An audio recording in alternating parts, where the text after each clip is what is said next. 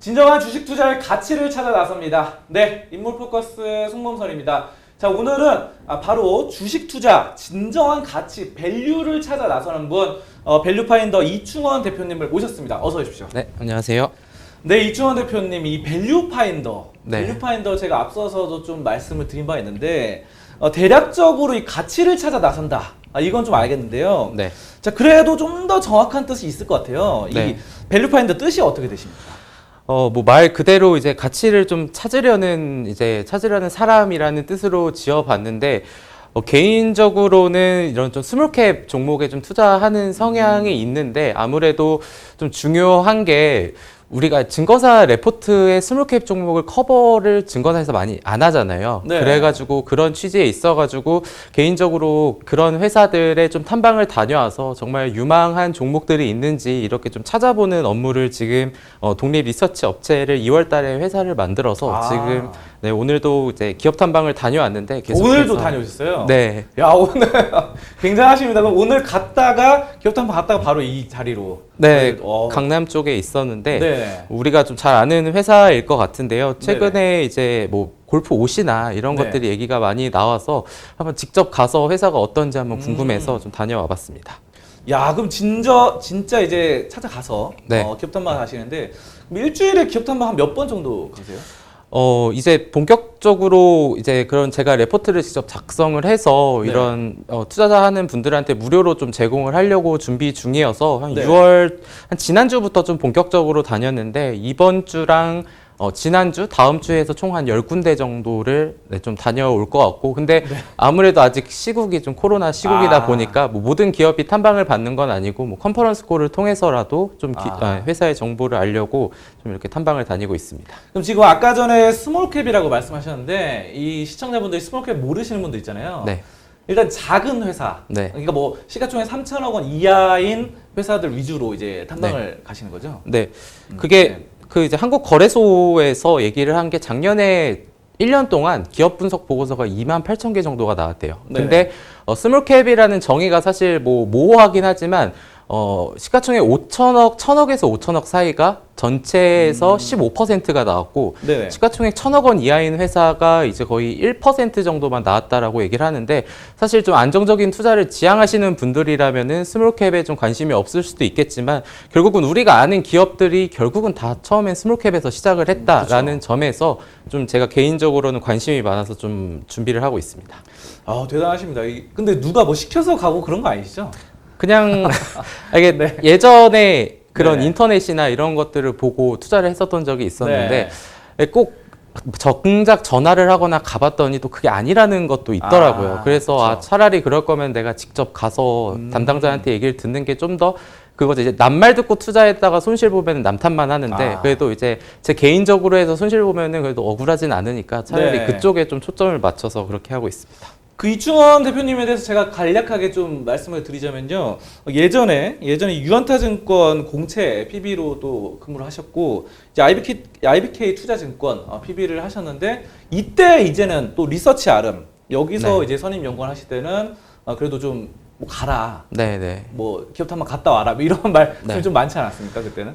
그때 뭐 그런 부분도 있었고 사실 레포트를 써본 것 자체가 업무를 처음 해봤었는데 네. 막상 뭔가 회사에 소속이 돼서 꼭 가고 싶지 않아도 가야만 하는 그런 거랑 지금은 이제 제가 보고 나 여기 가고 싶다 하면은 뭐 근데 꼭 기업 탐방이라는 데가 다 받아주지는 않잖아요. 네. 그러다 보니까 최대한 좀 갈 수 있는 쪽으로 해서 지금은 좀 자유로운 영혼으로 계속해서 좀 탐방을 다니고 있습니다. 그 예전에 이제 증권사 계실 때는 뭐 이렇게 약간 뭐 반강제적으로 네. 가시는 부분도 있었지만 지금은 또 자발적으로 네. 또 상장사 위주로 가시는 거죠? 그러니까 상장사. 네, 아무래도 뭐 네. 레포트를 쓰거나 실시간으로 우리가 보통 HTS나 MTS에서 보는 게 이제 상장 주식이다 보니까 그쪽으로 좀 많이 계속 연구를 하고 있습니다. 알겠습니다. 자, 기업 탐방을 다니시면서 진정한 이 밸류를 찾아 나서는데 자, 그렇다면 밸류 가치가 또 여러 가지 뜻이 있을 텐데요. 네. 그 뭐 성장 가치도 있고 뭐 밸류에이션 가치라던가 아니면 미래 비전, 네. 비전 가치 여러 가지 있을 텐데 가장 중요하게 보시는 이 밸류 뭐 어떤 겁니까? 사실 뭐 진리는 되게 단순한 거다라는 얘기가 있듯이 제가 뭐 물론 가치를 말씀드리는 거는 전통적인 뭐 PER이던가 이런 밸류에이션을 말씀을 드리는 건데 뭐 이제 작년 같은 경우에 새로운 지표가 생겼죠. 우리가 알고 있는 PER, PBR, 뭐 PSR이 아니라 PDR이라는 또 용어가 나왔었죠. 꿈, 드림 그거죠. 네, 이게 네. 바이오 업종을 실적으로 설명을 할 수가 없다 보니까 그런 성장 지표로 삼은 것들이 있는데 사실 주식을 하면서 개인적으로 생각하는 부분은 정답이 없는 게 이게 참 매력이 있는 것 같기도 하고 참 어려운 것 같기도 합니다. 그래서 뭐 일단은 기초적으로는 밸류에이션 PER 지표 이런 것들을 좀 더 신뢰를 하는 편이지만 미래 성장성이 있는 뭐 예를 들면은 지금 상장되어 있는 시가총액 상위 종목들도 사실은 뭐 PER이라던가 이런 걸 설명이 안 되는 기업들이 있잖아요. 그래서 좀 고루 보되 일단은 원칙적으로는 뭐 PER에 근거한 이런 실적 위주로 좀 살펴보자라고 좀 그렇게 가치라고 생각하고 있습니다. 아, 현재상으로는 PER을 네. 가장 좀 중요시 여기는 네. 그러신 거죠. 네, 알겠습니다. 자, 그리고 간략하게 이충호 대표님에 대해서 좀 더 말씀드리자면요. 현재 밸류파인더, 아까 말씀드렸던 밸류파인더 회사 대표시고 선임 연구원이십니다. 자, 그리고 방송을 현재 한국경제TV 지금 개장 프로그램 아침 프로그램이신 거죠? 네, 뭐 8시 반 정도에 지금 시작해서 네네. 지금 한 일주일에 3번 정도 출연하고 있습니다. 아, 네네. 정말 바쁘게 살고 계신 분인 것 같습니다. 매주 또 3번 TV, 한국경제TV 나오시고 주식 탐방, 기업 탐방도 다니시고. 자, 그렇다면 본격적으로 한번 지금 인터뷰로서 여쭤보도록 하겠습니다. 네. 자, 그렇다면 우리 이충원 대표님께서 지금 주식을 보는 기준이 있으실 텐데요. 네. 주식 종목을 처음에 이제 선택하는 기준은 어떻게 되십니까? 일단 기준은 여러 가지가 될 수 있겠는데 사실 제일 중요한 근본적인 거는 주식을 투자할 때 흔히 빗대는 게 뭐 미인 대회 아니면 미남을 뽑는 대회라고 하는데 주식을 하다 보면은 아니면은 지금 이렇게 지수가 올라온 상황이어도 정말 저평가된 기업들이 있거든요. 한데 중요한 부분은 이게 내가 아무리 좋다고 생각해도 다른 사람들이 좋다고 생각하지 않으면 또 주가가 안 가는 경우가 많아요. 아무리 안 좋은 기업이라도 사람들이 매수하고자 하면은 또 주가가 상승을 하는 거고 그 반대의 경우에는 주가가 오르지 않는 경우들이 많은데 그런 상황에서는 사실 시장에서 관심받는 수급이 쏠리는 섹터가 일단은 제일 중요하다고 생각을 하고 있습니다. 제가 뭐 상장사가 뭐 2,000개가 넘으니까 뭐 저도 그 뭐 2,000개 종목을 다 알 수는 없는 거고 그럴 때마다 하는 거는 우리가 MTS도 최근에는 이제 잘 된다라고 알고 있는데 HTS를 들어가 보면은 뭐 조건 검색식 같은 게 있잖아요. 네. 그러니까 예를 들면은 제가 어떤 이성을 본다라고 했을 때 누군가는 어떤 사람은 뭐 외모를 볼 수 있고 성격을 볼 수 있고 뭐 이거 기타 이런 것들을 많이 보는 것처럼 예를 들면 뭐 제가 보는 지표로는 뭐 예를 들면 너무 이런 최대주주 지분 가치가 적으면 안 된다. 예를 들면 뭐 50% 이상이면서 시가총액은 뭐 1,000억에서 3,000억 이하 이렇게 좀 이렇게 필터링을 하다 보면은 좀 괜찮은 종목들이 나오더라고요. 네네. 그런 상황에서 여기는 시장에서 최근에 관심도 갖고 있는데 많이 안 알려져서 주가가 안 오른 것 같다라고 하면은 뭐 기업 탐방을 잡아서 직접 갔다 오거나 이런 식으로도 계속해서 좀 종목을 선택하면서 네. 계속해서 매매를 하고 있습니다. 아, 그러시군요. 야, 뭐 기업 탐방도 가시면서 또 조건 검색식도 이렇게 적극적으로 좀 활용을 하시는 편이신 거죠? 네, 제 개인적으로는 네. 조건 검색을 많이 하는 편이고, 네네. 이게 이따 뒤에서도 말씀을 드릴 것 같은데, 사실 시장이 지금 변동성이 굉장히 크기 때문에 특정 어떤 종목만 하나만 갖고 가기에는 네. 또 리스크가 또 의외로 큰 시장이다 보니까 최대한 여러 가지, 오늘 말씀드린 종목들도 다 다양한 섹터로 좀 준비가 되어 있는데, 그런 측면에서 제가 다음에 말씀드릴 종목들도 그런 관점에서 다시 한번 말씀드리겠습니다. 야, 그러면은 제가 지금 약간 궁금한 게 그 조건 검색 네. 대체적으로 어떤 조건들을 많이 쓰십니까? 뭐 저는 일단은 스몰캡 오늘 말씀을 드리는 거니까 네네. 그거를 보자면 예를 들면 시가총액이 뭐 3천억 원 이하, 3천 이하. 네 아니면은 뭐 최근에 뭐 기간이 어디가 어떻게 들어왔다던가, 뭐 수급입 같은 부분. 네 요즘에 HTS 잘 돼 있는 데는 네네. 내가 좋아하는 차트가 있을 수 있잖아요. 차트를 그림으로 그려도 그거와 비슷한 차트를 찾아주는 것도 있어가지고 잘 활용을 하시면 좋을 것 같습니다. 네, 알겠습니다. 여러 가지 뭐 수급적인 부분, 또 시가총액 3천억 원 이하, 그리고 차트 이런 부분들을 여러분도 참고하셨으면 좋겠습니다.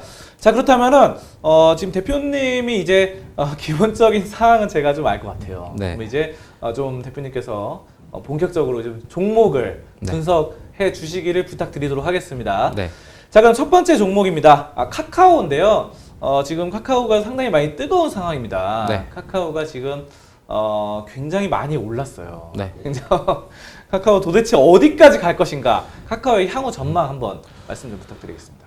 이거는 주변에서도 굉장히 얘기를 많이 듣는 종목인데요. 이 종목은 사실 저는 건드리면 안 되는 종목이라고 생각을 합니다. 그러세요? 네. 근데 이게 네, 다른 네. 의미로 건드리지 말아야 된다라는 건데 네. 이거를 사놓고 건드리지 말라고 말씀을 드리는 거예요. 사실 우리가 이런 차트를 보게 되면은 네. 굉장히 이렇게 정말 이런 차트를 보통 아름답다라고 표현을 하죠. 이제 우상향하는 차트. 네. 최근에 같은 경우에도 결국은 조정을 받고 오늘도 굉장히 좋은 흐름으로 주가를 마감을 했는데 네. 이제 카카오가 얘기가 나오면은 네이버 얘기가 빠질 수가 없습니다. 그쵸. 이게 이러면서 최근에 뉴스가 나오는 게 시가총액을 카카오가 올해 초하고 네이버의 차이가 13조 원이 카카오가 낮았어요. 근데 역전을 했습니다. 지금 이제 거의 반년이 좀 안 된 상황에서 역전을 했는데 말씀드리고자 하는 거는 네이버하고는 행보가 비슷하면서도 큰 차이점이 있습니다. 일단 네. 카카오 위주로 말씀을 드리면은 일단은 네이버와 같이 최근에 뭐 웹툰 플랫폼 업체, 해외 업체를 인수를 하는 같은 모습을 보이고 있으나 카카오 같은 경우에는 우리가 카카오페이라던가 카카오뱅크와 같은 IPO에 대한 기대감이 하반기에도 지속이 될 것 같습니다. 그리고 뭐 최근에 뭐 토스뱅크도 인허가를 받으면서 관련주들이 이렇게 상승하는 모습들이 나왔었는데 카카오뱅크 같은 경우에는 시가총액이 지금 예상되는 게 40조 원에 달한다라고 하는데 네. 지금 우리나라에서 제일 시가총액이 큰 회사가 KB금융지주라고 알고 있는데 그 회사 시가총액이 지금 한 24조 원 정도 되거든요. 야, 훨씬 크네요. 네. 카카오뱅크가. 그러니까 계속해서 고평가 얘기가 나오고 있고 제가 아까 실적으로도 다 설명이 안 된다라고 말씀을 드렸었는데 카카오도 사실은 실적을 잘 내곤 있지만 그거를 밸류에이션으로 입증을 하기에는 사실 고평가라는 얘기가 많이 나오고 있어요. 하지만 네. 주식시장이라는 거는 이런 기대감에 의해서 상승하는 경우가 굉장히 많기 때문에 좀 집중을 해야 된다라고 보고 있고 카카오 페이지나 카카오 엔터 같은 이런 영상물 제작까지 하면서 그리고 제가 카카오를 제일 중요하게 생각을 하는 부분은 우리가 핸드폰을 볼 때 예를 들면은 메신저라던가 네. 아니면 어떤 택시를 탄다거나 우리의 일상생활에 굉장히 많이 침투를 해 있는 상황이죠. 그렇죠. 네, 그런 측면에서 이 회사의 투자 전략을 좀 그냥 요약해서 말씀을 드리면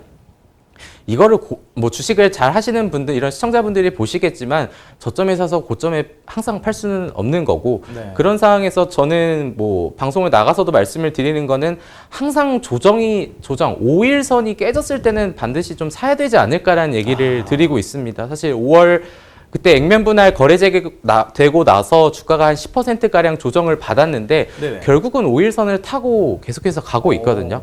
근데 이게 너무 올랐는데 이제는 좀 팔고 싶다라는 기준을 잡을 때도 저는 이렇게 단기 추세를 뚫고 올라가는 종목은 5일 이평선 같은 단기 추세선을 깰 때 정리하는 거면은 충분히 저는 어깨에서 팔 수 있다라고 생각을 하고 있습니다. 그러니까 이제 어쨌든 아까 처음에 이제 좀 가만히 있어야 된다. 네. 쳐다봐서 안 된다라고 또 말씀하셨잖아요. 네.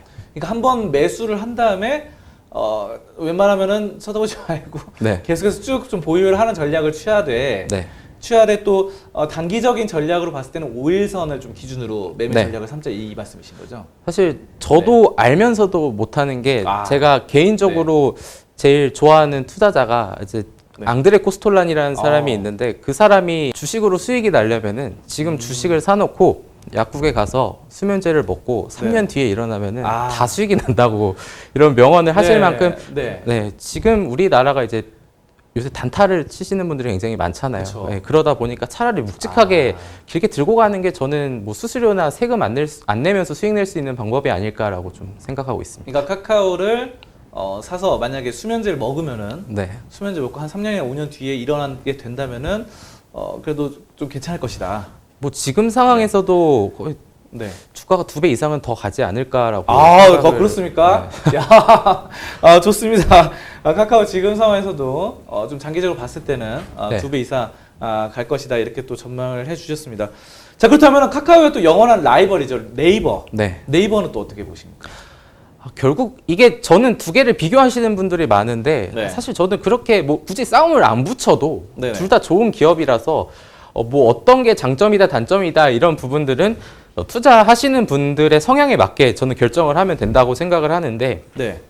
네이버하고 카카오의 좀 다른 네이버의 강점은 이게 아까 카카오는 또 우리가 이런 일상 어플에 좀 침투를 해 있다라고 네, 하면은 네. 이런 네이버 같은 경우에는 우리가 사용을 해야 되는 쪽에 많이 침투를 해 있습니다.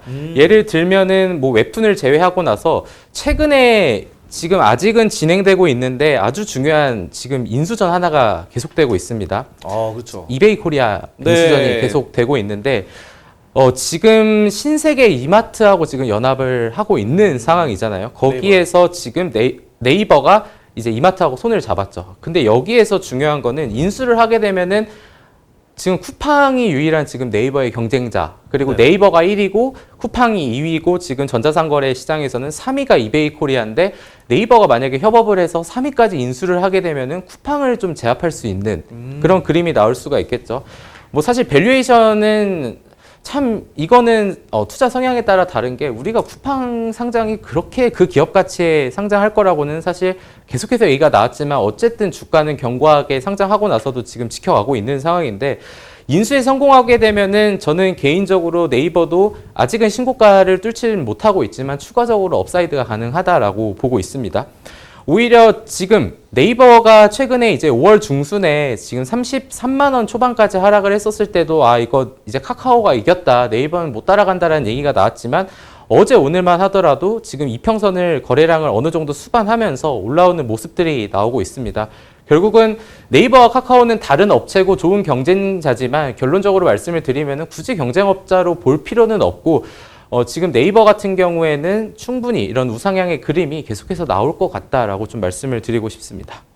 네, 좋은 말씀 해주셨습니다. 굳이 두 기업을 또 이렇게 경쟁자로 네. 보기보다는 또 각자 성장을 잘 할 수 있지 않겠습니까? 또. 네.